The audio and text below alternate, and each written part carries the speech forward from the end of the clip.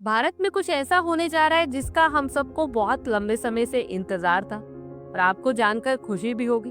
तो बता दें कि भारतीय वायुसेना ने डिफेंस मिनिस्ट्री को 114 made in India Rafale fighter jet खरीदने का प्रस्ताव भेजा है, जिसका प्रोडक्शन फ्रांस की कंपनी डिसॉल्ट एविएशन द्वारा इंडियन एरोस्पेस कंपनी के साथ मिलकर किया जाएगा।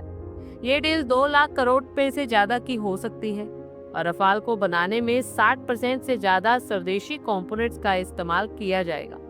डिफेंस ऑफिशियल्स ने बताया कि आईएफ का स्टेटमेंट ऑफ केस यानी एसओसी कुछ दिनों पहले ही मंत्रालय पहुंचा।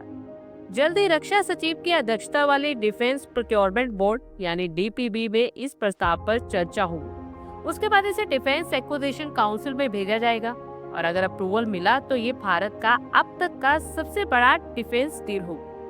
आपको बता दें कि भारत वायुसेना के पास पहले से ही 36 रफाल फाइटर जेट्स हैं। भारतीय नौसेना ने भी 36 रफाल मरीन का ऑर्डर दिया है। एक रिपोर्ट के अकॉर्डिंगली भारत फ्रांस से रफाल का सबसे एडवांस वेरिएंट F4 खरीद सकता है। ये सबसे एडवांस और नेक्स्ट जनरेशन का फाइटर जेट है जो 5th जनरेशन के फाइटर जेट्स के करीब क्षमता रखता है। हालांकि इसमें 5th जनरेशन के फाइटर जेट की तरह स्टेल्थ कैपेबिलिटी नहीं होगी। 114 फाइटर जेट की डील होने का मतलब है कि इससे भारतीय वायुसेना में 6 से 7 नए स्क्वाड्रन और रफाल के हो जाएंगे। अभी भारत के पास रफाल के 2 स्क्वाड्रन मौजूद हैं।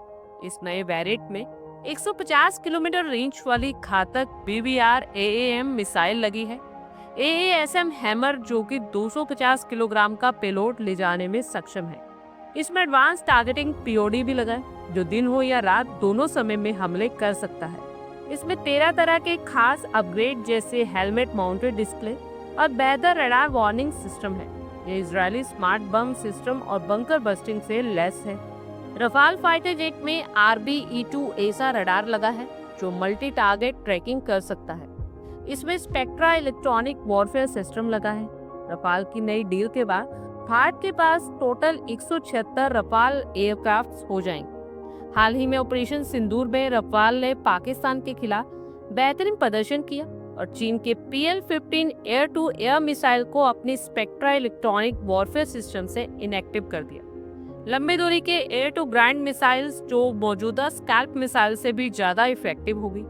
हैदराबाद में M88 इंजन की मेंटेनेंस, रिपेयर और ओवरहॉल यानी MRO फैसिलिटी की स्थापना भी की जाएगी।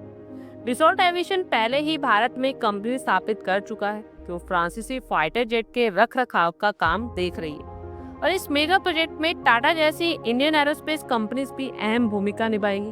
फ्यूचर में भारतीय वायुसेना की स्पाइन सुखोई 30 MTI, रफाल और स्वदेशी फाइटर जेट्स होंगे। भारत ने पहले ही 180 LCA Mark 1A का ऑर्डर दिया है और 2035 के बाद 5th जनरेशन के स्वदेशी विमान को बड़े पैमाने पर शामिल करने की योजना है। आप लोगों की क्या कुछ राय है कमेंट बॉक्स में शेयर करें। आई होप आपको हमारी ये वीडियो अच्छी लगी हो और आगे भी इसी तरह के अपडेट्स के लिए हमारे चैनल को जरूर सब्सक्राइब करें। धन्यवाद।